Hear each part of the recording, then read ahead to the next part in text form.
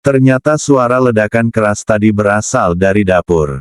Rizky menjelaskan bahwa penanak nasi meledak saat ia mencoba membuat pil. Menurutnya, jika hanya mengandalkan latihan biasa, dibutuhkan waktu yang sangat lama untuk meningkatkan level kultivasi. Karena itulah ia memilih membuat pil agar kekuatannya bisa bertambah lebih cepat. Mendengar penjelasan itu, Sinta justru merasa sedih. Ia mengira adiknya terlalu lama hidup menderita di luar sana, sampai sering berhayal tentang hal-hal yang tidak masuk akal. Meski begitu, Sinta tetap memberi semangat dan menyuruh Rizky untuk berlatih lebih giat. Di sisi lain, Rizky justru semakin bersemangat. Ia mengira kakaknya ingin melihat dirinya menjadi lebih kuat. Selain meminum pil yang baru saja ia buat, Rizky juga bermeditasi semalaman penuh.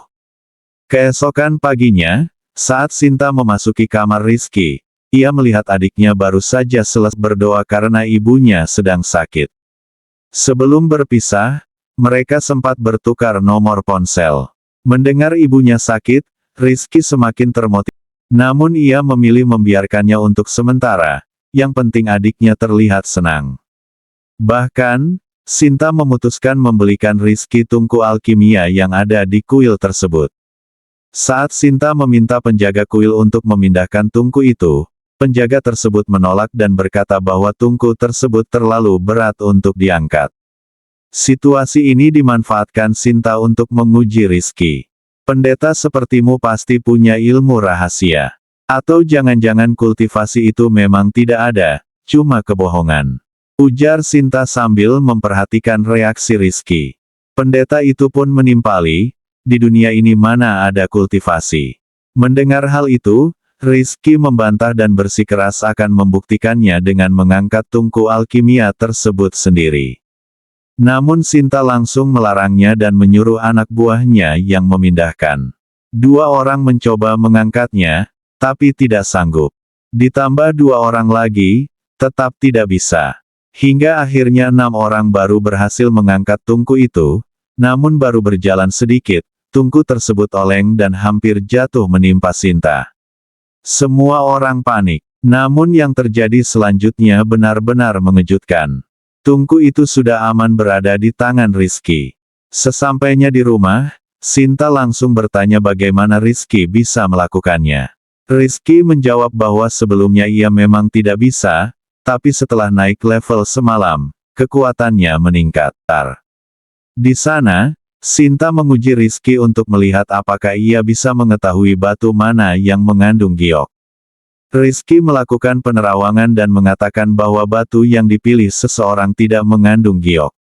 Orang tersebut marah, karena yakin batunya berisi giok. Namun setelah dipotong, ternyata benar-benar kosong. Ia tetap tidak terima dan menantang Rizky untuk memilih batu yang benar-benar berisi giok. Sinta menyetujui tantangan itu. Namun pemilik batu meminta mereka mengecek saldo terlebih dahulu karena ini bukan permainan murah. Semua orang meremehkan Sinta, mengira saldo kartunya hanya cukup untuk makan. Tapi saat dicek, mesin EDC bahkan tidak mampu mendeteksi saldo tersebut. Diperkirakan jumlahnya mencapai ratusan miliar. Rizky kemudian memilih beberapa batu dengan total harga 18 miliar. Banyak orang tercengang, namun ada juga yang mengejek dan mengatakan mereka akan bangkrut. Saat batu pertama dibelah, ternyata memang ada giok di dalamnya. Rizky menjualnya, karena ia yakin batu berikutnya akan lebih bagus. Ketika batu kedua dibelah, awalnya tidak ditemukan giok, membuat banyak orang kembali mengejek. Bahkan Sinta mulai ragu. Namun Rizky tetap yakin dan menyuruh memotong sisi lain batu tersebut. Dan benar saja, di dalamnya terdapat giok dengan kualitas lebih baik. Batu-batu berikutnya pun dibelah, dan semuanya berisi giok. Sinta semakin terkejut. Puncaknya terjadi saat batu terakhir dibelah.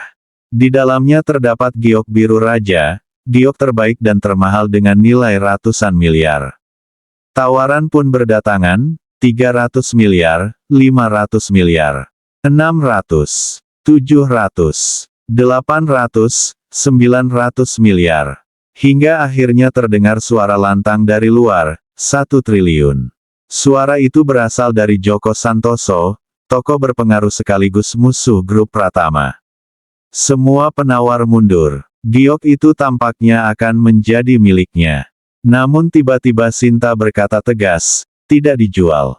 Penjual batu memperingatkan bahwa Sinta tidak akan mampu melawan keluarga Santoso. Tapi Sinta tetap tenang. Orang-orang pun mulai bertanya, siapa sebenarnya wanita ini? Saat itulah Rizky mengeluarkan kalung gioknya. Semua orang terkejut. Itu adalah kalung giok biru raja milik pewaris tunggal grup Pratama. Kini mereka tahu, Sinta adalah CEO grup Pratama. Joko Santoso pun tidak berkutik. Sinta segera menyuruh Rizky menyembunyikan kembali kalung itu, karena bisa membahayakan karena tungku alkimianya sudah ada. Itu berarti ia bisa mulai membuat selanjutnya.